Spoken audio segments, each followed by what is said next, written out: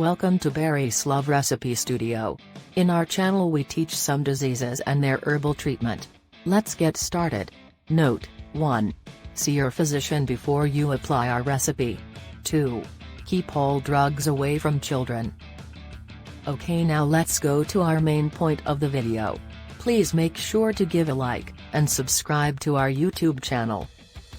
Let's start with the stomach ulcer. Stomach ulcer, also called the peptic ulcer, is a sore that develops on the lining of the esophagus, stomach, or small intestine. Peptic ulcers occur when stomach acid damages the lining of the digestive tract. Common causes include the bacteria H. pylori, and anti-inflammatory pain relievers, including aspirin. Stomach ulcer or peptic ulcer is 1. Treatable by herbs or medical professionals. 2. Requires a medical diagnosis. 3. Lab tests or imaging often required. 4. Resolves within months.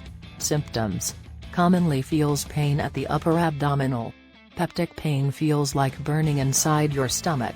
Now, to treat peptic ulcer with the traditional herb, you have to grind some charcoal with a handful of fresh cassava leaves and squeeze the juice into a jar. Take 1 tablespoon every morning before eating.